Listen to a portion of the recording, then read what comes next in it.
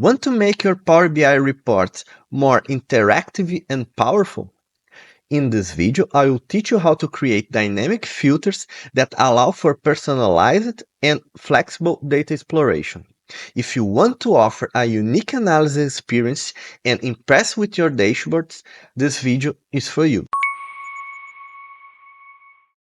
So here we have our panel with a few visuals here, and we want to insert a slicer. But we don't want that slicer showing the panel all the time. We want to hide the slicer and only show it when we want to apply a filter. So how can we do that? How can we put the slicer in the next level? So let's put a slicer here with a ear slicer. Okay, let me just leave it here. And now let me put another slicer from product. Okay, here category product. Here. Okay, I'll leave this two here and leave it quiet. Now, what I want to do, I want to insert a shape and put a rectangle here. I will respect the color because it's similar to the color code that I'm using in the rest of the dashboard. Okay, I have the form here. And now what we want to do is here in the selection panel, select the shape, the slicer, and the other slicer, and put them in the front, in the higher place here in the layer order. This is the order where the visuals will appear. So the upper visuals will be in the front layer and the lower in the back layer.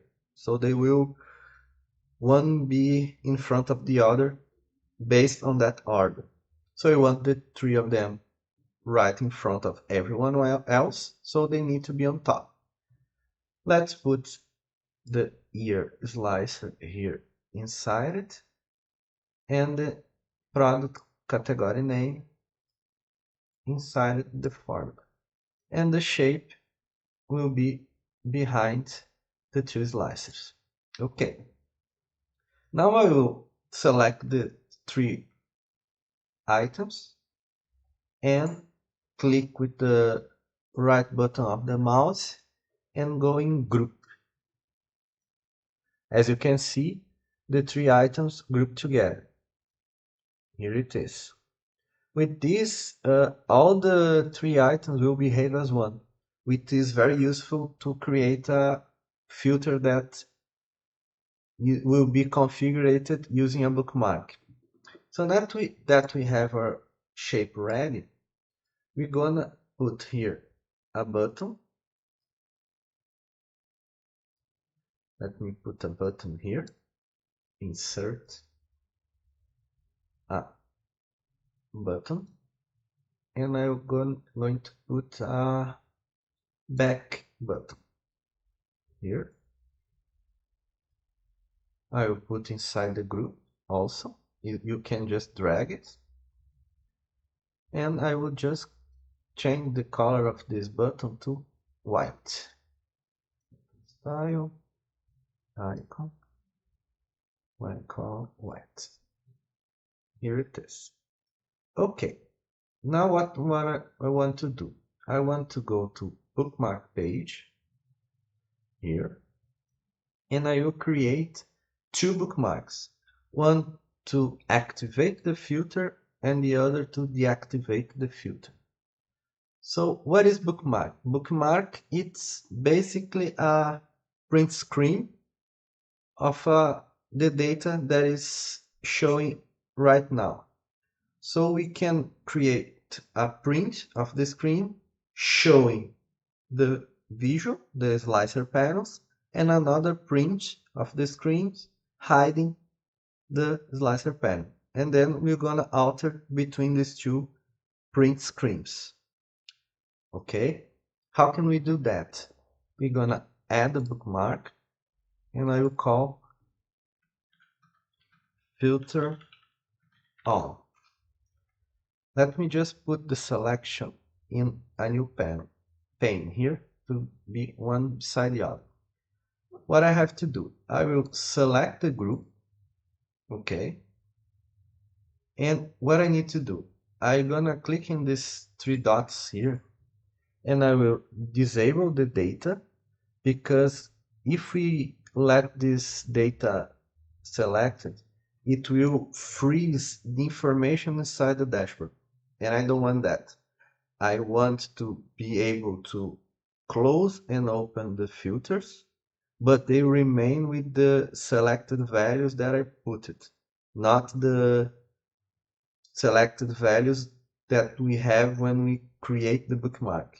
So leaving this unselected, it will respect the selection that I do, even if I close or reopen the slicer, okay? So now I want to use selected visuals. I don't want that the bookmark affect my other visuals here. I just want that this visual that I group will be affected. So I use selected visuals and then I click in update.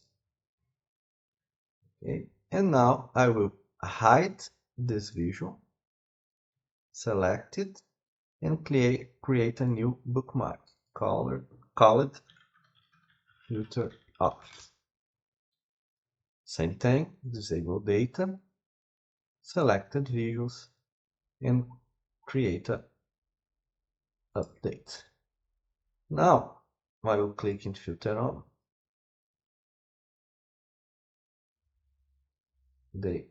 He doesn't configure it right. Let me just give an update here. Now filter off, filter on. Sometimes the first bookmark that you configured will not work as it should, so you just have to put the configuration again. It's happened sometimes. I be honest, I don't know why this happened, but it's not the first time. So I just configured it again, and now it's respecting. Filter off hides the visual, filter on shows the visual. Now I will go into this button here and select the action. What I want to do in this action, I want a bookmark. What bookmark? Filter off. In desktop, I need to select, press Ctrl and then click on the button. It worked. It's hiding my my slicer panel. Now I will put a button here to open my filter. I don't like the buttons that we have here to use as a filter. So I'm gonna insert an image here. I like this image of a filter. I'll just put it right here.